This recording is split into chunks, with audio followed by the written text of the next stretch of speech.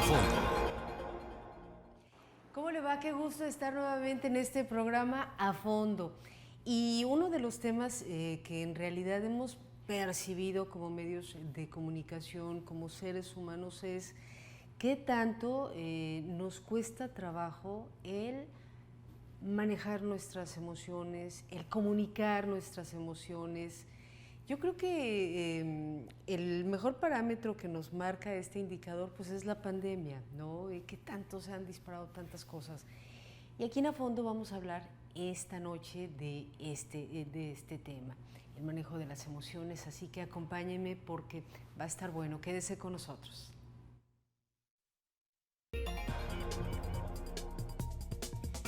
A fondo.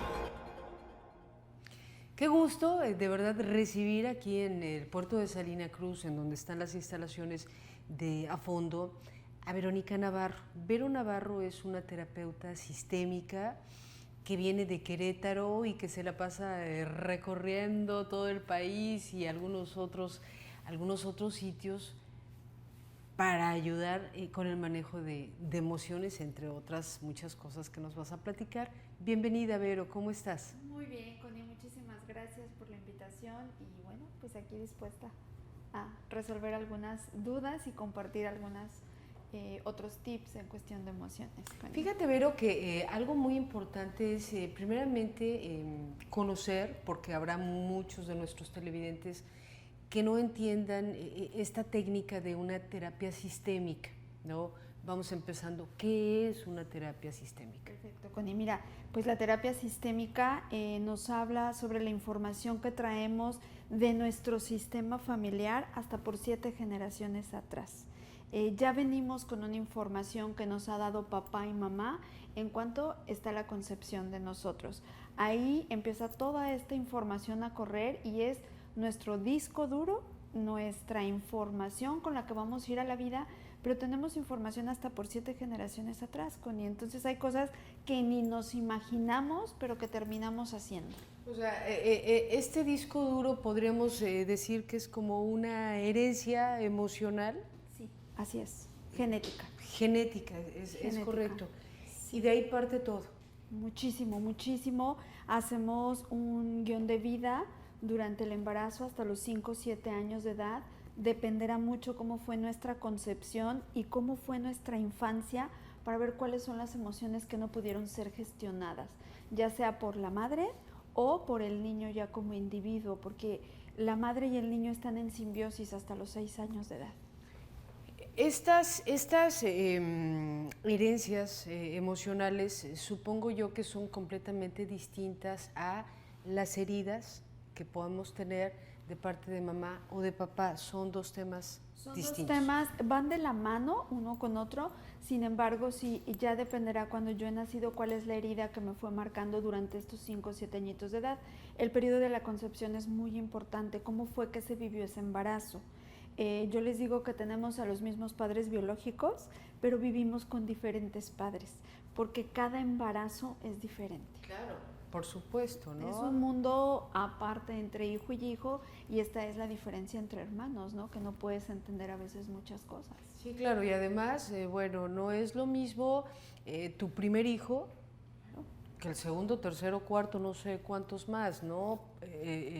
Se marcan patrones de conducta afectivos, emocionales completamente distintos, ¿no? Así es, porque no es lo mismo el primer hijo del matrimonio, vamos, si es un niño deseado, si me tuve que casar, porque viene ese niño, si no teníamos una postura económica donde nos podíamos hacer responsable de este pequeño. A lo mejor con el segundo, tercero ya está un poco más estabilizada la cosa, o no, a lo mejor la pareja ya está terminando, ¿no? Entonces, el primero muy deseado y el segundo al borde del colapso, ¿no? Entonces, por eso cada niño tiene diferente forma de ser, aunque son los mismos padres.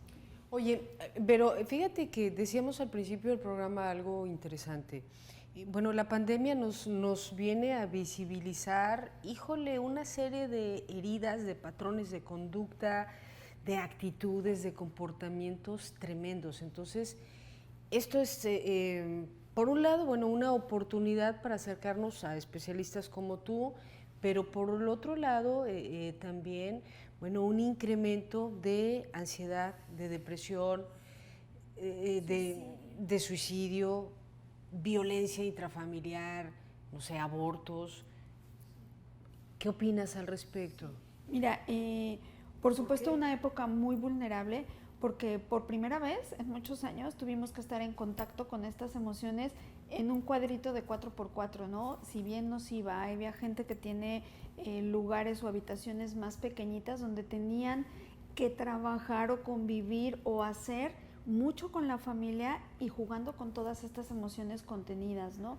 Donde estaban en un espacio que ya no podían dejar de ver esas emociones, porque cuando yo me voy al trabajo, a la escuela, a la oficina, me las llevo, pero cuando llega un conjunto, una familia y todos tenemos que abordar nuestras emociones, vinieron todas estas explosiones, ¿no? Donde, ¿qué hacer con todo esto? ¿Y ahora qué hago?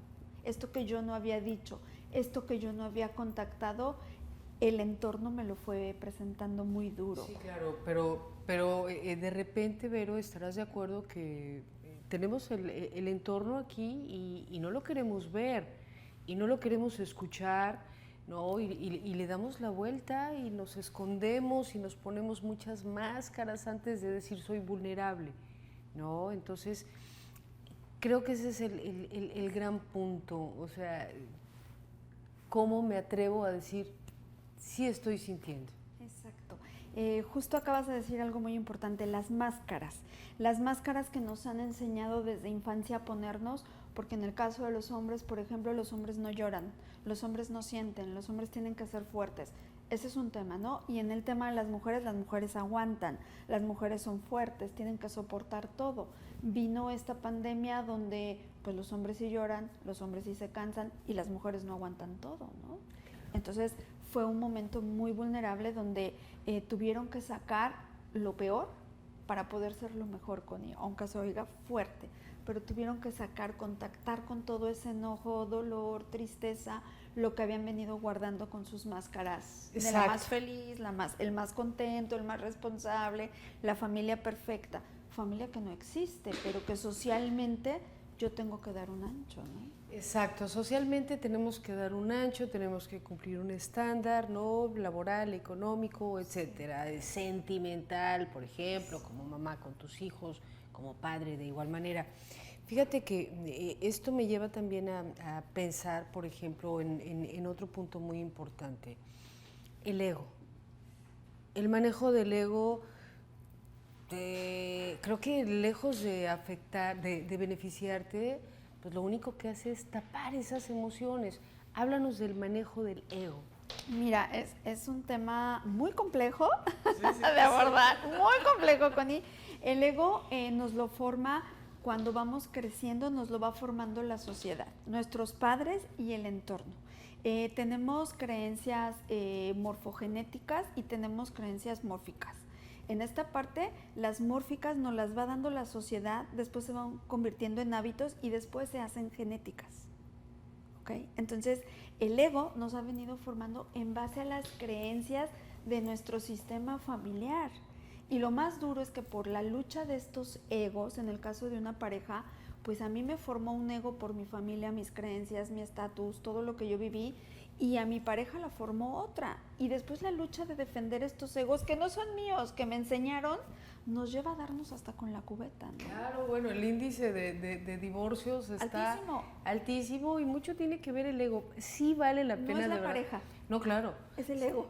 Sí vale la pena, digo, si usted está viendo este programa y le interesa el tema, checar un poquito, documentarse sobre el ego. ¿No sirve el ego? Sí, digo, sí. ¿Cómo es formado el ego? Lo necesitamos, ¿cierto? Porque son las creencias y todo, pero no dar la vida por el ego, ¿no? Que eso nos pasa. Eso nos pasa. No. Y estábamos poniendo el contexto de algo muy sensible que fue y que sigue siendo esta pandemia de COVID-19. O sea, se nos fueron tantas personas, tantos amigos, tantos vecinos, tantos compañeros de trabajo, pero el ego se mantiene, ¿no? Entonces dices, hay que darnos la oportunidad también, bueno, de revisar este manejo de emociones después de lo que hemos pasado. A mí me parece, Vero, que sí es importante también platicarle a nuestro auditorio los porqués, porque fíjate que mucha gente dirá, oye, ya hablaron de los hijos, ¿no? Y mis hijos son distintos, pero pues a lo mejor alguno consume alcohol, Claro. otro de mis hijos probablemente tenga alguna preferencia sexual distinta, alguna de mis hijas, ¿no? Le fascina tener relaciones con muchos hombres. Y la pregunta es, ¿por qué yo? O sea, ¿por qué me pasa a mí? Este punto quiero que tú lo expliques, Vero, por favor. Claro, el punto es no porque me pasa a mí, sino cómo se gestó todo esto, qué es lo que vemos en sistémica. Vamos a la raíz del conflicto, cómo es que se ha generado esto. Precisamente durante la infancia es como vamos tratando a los niños. Entonces, si yo estaba enojada con el padre de ese niño, le voy a enseñar al padre al niño lo tóxico, duro, mala persona que es la pareja, ya sea hombre o mujer, porque se da en los dos casos, ¿no? O mamá es la mala o papá es el malo. Y el niño empieza a vivir su identificación, su forma de ser, su ego, lo va formando en base a esa maldad que alguno de los dos padres me dice. ¿Quién es el malo? ¿Quién es el bueno? Y cada hijo va siendo diferente, porque, no sé, un ejemplo, si yo estaba embarazada y en ese momento el papá de ese niño me engaña, para ese niño yo le voy a decir, tu papá es lo peor, me engañó, no nos quiere, Inconscientemente. Inconsciente. Eso. O sea, conscientemente lo dicen, pero en el inconsciente no se dan cuenta el daño que se gesta en este chiquito, porque él no es la pareja, él es el hijo o hija, ¿no? Y nosotros lo abordamos como si el hijo fuera la pareja y queremos que lo sienta igual y que lo viva igual. Lo hacemos en procesos inconscientes, por supuesto. Y entonces esa es la diferencia entre cada chiquito y por qué dicen, ok, en el caso que pusiste de la chica que le gustan muchos hombres, ok, mi papá es infiel, yo también. Pero porque la es algo aprendido. Claro, pero la chica a lo Lo hace mejor... inconsciente. Exacto, la chica lo hace inconsciente porque ella no sabe la carga que trae el papá o la mamá. No sabe, pero está en su ADN, Connie. Exacto, ese es el punto Ese clave. es el tema. Entonces, a mí me parece que sí tenemos como dice por ahí algunas frases, ¿no? Echarle un vistazo al árbol genealógico y si te es posible, pues darle una podadita. Para que salga algo más frondoso, ¿no? Pues sí, porque hay muchas cosas en nuestro árbol genealógico. O sea, a ver, por ejemplo, consumo de alcohol. Okay. Consumo de alcohol puede ser hereditario. Sí. Consumo de sustancias puede ser hereditario. Sí. ¿Y por qué? Se da en una generación atrás, por supuesto, donde han sido despreciados los hombres. O sea, El desprecio de una mujer a un hombre. Ok, pero aunque tú como mujer seas alcohólica, no importa, la cuestión viene del papá. Han despreciado, no, la mamá ha despreciado al papá. Y esto puede ser mi abuelita despreció a mi abuelito y yo en amor, un amor arcaico, por supuesto, me vuelvo igual de despreciable que él.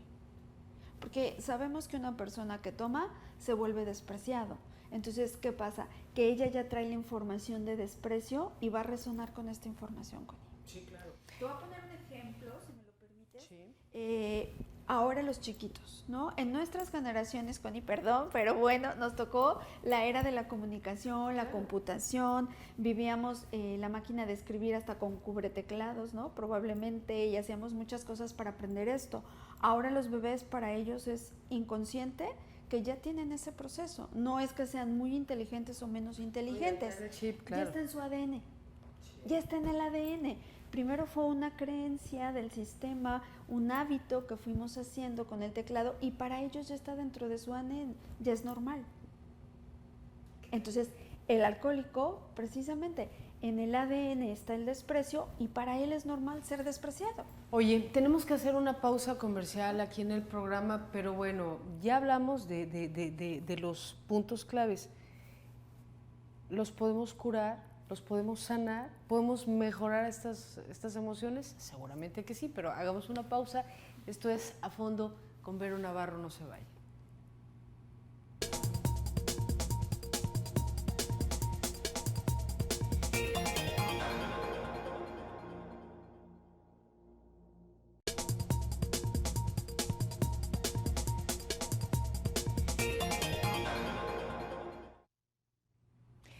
Podemos sanar podemos corregir, podemos transformar, porque hay cosas tan arraigadas, hay cosas tan dolorosas de repente en el alma, que esa es la gran pregunta. ¿Sí? ¿Cómo? ¿Dónde? ¿Qué hago?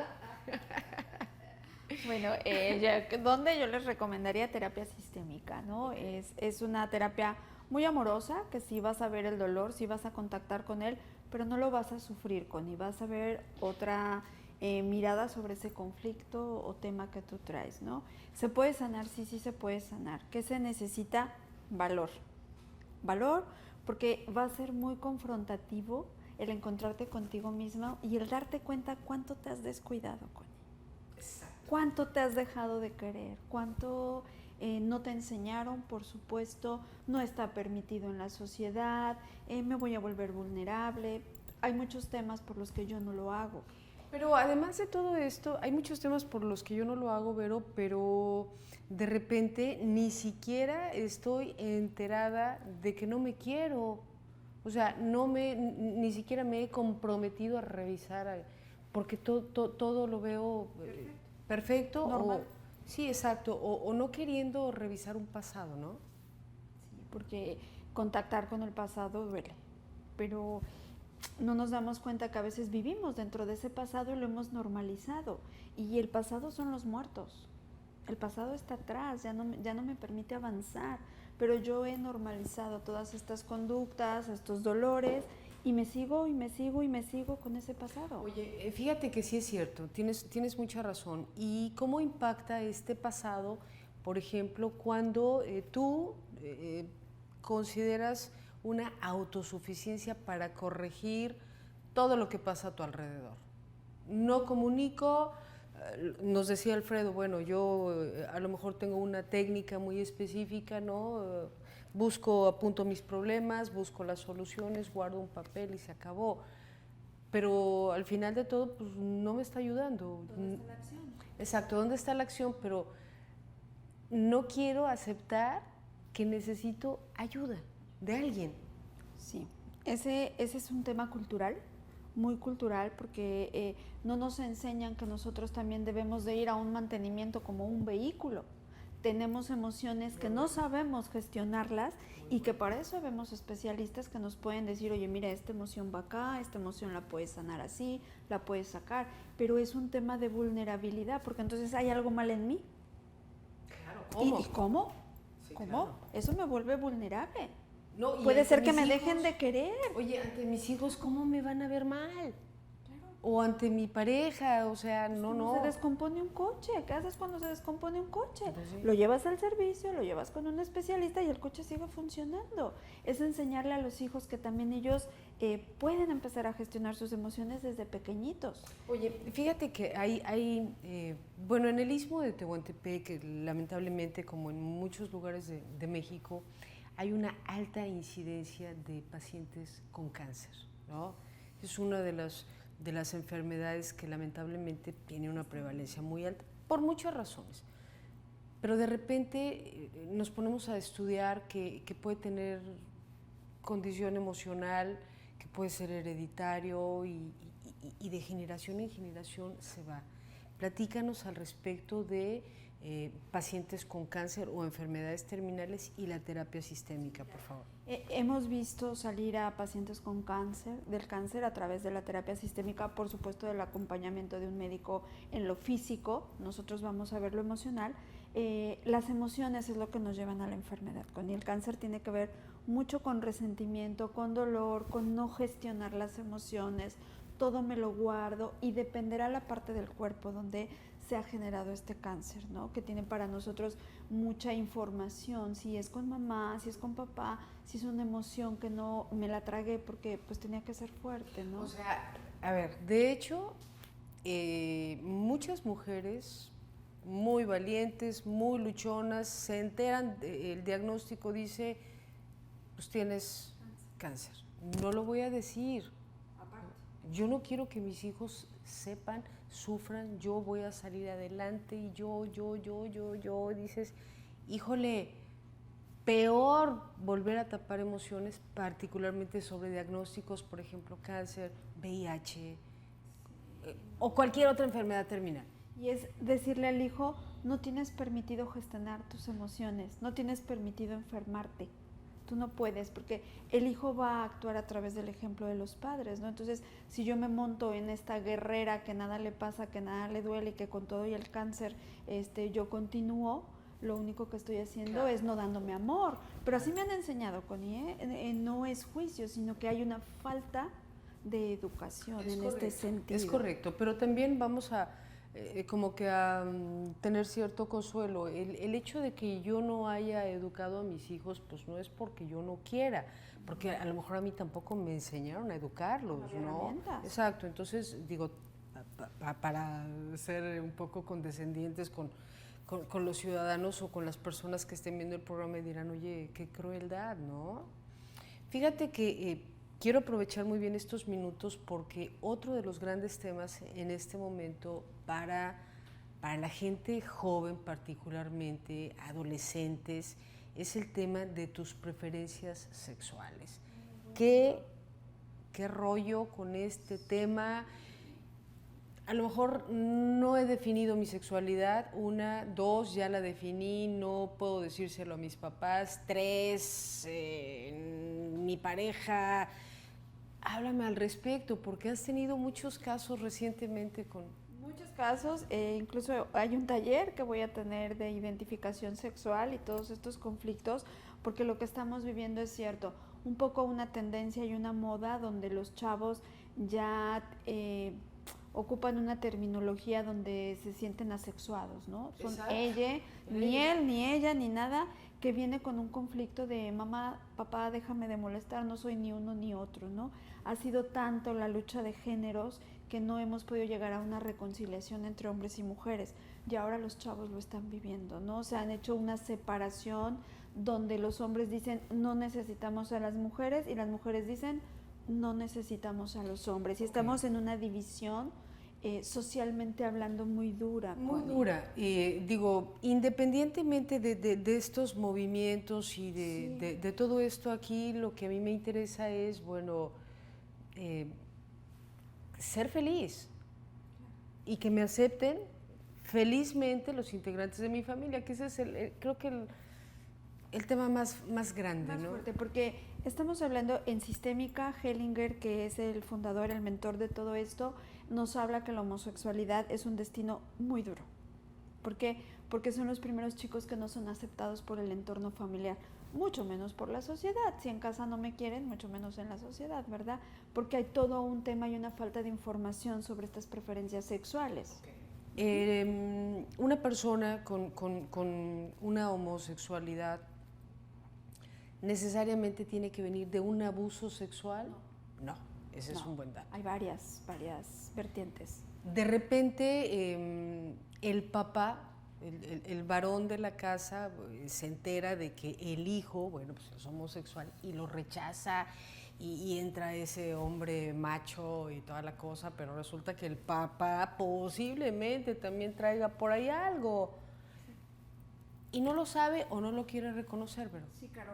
Para nosotros en Sistémica esto viene mucho de las pérdidas de bebés, sobre todo de los abortos, donde el siguiente hijo vivo se va a identificar con esa pérdida o con un abuso, sí, pasado, porque ¿cómo va un niño de 3, 4 añitos a definir si le gusta un hombre o una mujer? Y hay niños que desde esa edad ya se sienten atraídos por el sexo opuesto, claro. ¿Sí? Le ha venido transgeneracionalmente esta información y el niño no entiende. Oye, ¿sí? pero ¿cuándo va a ser el taller? ¿En dónde podemos nosotros tomarlo? ¿En Zoom? Sí. Voy a tener uno en línea que es 3 y 4 de diciembre, okay. Y también lo tengo presencial solo que en la ciudad de Querétaro. Estamos buscando otros lugares como Ciudad de México y Guadalajara para también impartirlo presencial. Ya sea que armamos un grupo con mucho gusto. Creo que es un taller donde los padres requerimos esta información, donde no tenemos ni siquiera una cultura sexual para poder asesorar a nuestro hijo, ¿no? Mucho menos en un tema de homosexualidad. Sí, claro. Si sexualmente no lo hay, hombre-mujer, suponte tú, hombre-hombre, mujer-mujer, no hay información de esto, no se toca. No, es un ¿cómo secreto, crees? a voces, pero es un secreto. O sea, impensable que en una escuela para padres se pongan esos temas No, sobre, bueno. ¿cómo crees? O sea, Sí, no, si hablemos de un condón, hablemos de una cosa así, no hay manera, ¿no? ponle Ya va más la o sociedad menos, aceptándolo, ¿no? pero no. Sí, por supuesto. Es muy duro. Vamos a poner en la pantalla, desde luego, tus redes sociales y tu número telefónico para que alguien que esté interesado en esto, bueno, lo pueda tomar. Lo cierto es que en 2 bloques, bueno, tratamos de abordar puntos así claves importantes para sí, hacer este eco en la necesidad que tenemos de tocar a fondo nuestras emociones. Una de las estrategias, Vero, o de las herramientas, me parece que es la constelación, ¿no? Sí. Que ha dado muy buen resultado y que mucha gente ha tenido la oportunidad, ¿no? Aquí en el Istmo de Tehuantepec es poco el margen de estos espacios, pero tú también constelas a personas, constelaciones familiares. Hago constelaciones familiares y constelaciones de empresa también, Connie. Tengo individuales y tengo grupales. Sí, efectivamente aquí en el Istmo se están empezando a abrir, y así como en el Istmo, en muchos otros estados de la República están empezando a abrirse por la efectividad. No son muchas sesiones y tú puedes ver una radiografía de lo que está pasando en tu vida. Realmente está documentado, no tiene que ver con esoterismo. Sí, hay muchísima información, hay muchos países que lo tienen incluso ya en sus leyes. Brasil, el Senado lo acaba de aprobar y lo acaba de reconocer en la medicina y en la educación, ¿no? Entonces hay mucha información, solo que a veces la información nos da miedo porque me requiere un cambio. No, pues porque simple y sencillamente te encueran y te dices, híjole, ¿cómo? No, pero fíjate que rápidamente el de las empresas está buenísimo, porque de repente como jefes, como dueños de algunas empresas, dices, oye, no tengo rendimiento de mis trabajadores, ¿no? Me roban, son irresponsables, son esto. Todo esto trae un porqué, entonces... Hay un sistema, claro. Hay un sistema de la empresa también. Y ahora en nuestro país, vino pandemia, se autorizó la NOM 035, donde nos habla del riesgo psicosocial en las empresas, pero que muchas empresas lo están aplicando y después no saben qué hacer con eso. Ya tienen un diagnóstico y no saben cómo trabajar con las emociones del empleado, ¿no? Entonces nosotros también hacemos eso, con ver un diagnóstico organizacional, qué está pasando con la empresa, por qué no están rindiendo, donde pues la gente ni siquiera tiene conciencia de que le está pasando por una emoción, ¿no? Entonces son muy interesantes también. Holanda lo tiene dentro de muchas de sus empresas, claro. Chrysler también, hay muchísimas empresas, solo que en México pues vamos paso a paso, ¿no? Vamos caminando. Oye, Vero, gracias por haber estado con nosotros, gracias por venir a Salina Cruz, a nombre de muchas personas que tuvimos la oportunidad deliciosa de encontrarnos, de recibir tu asesoría.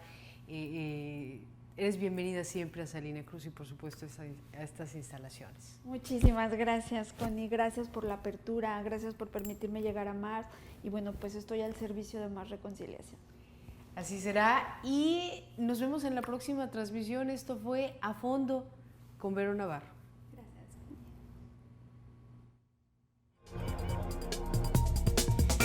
A Fondo.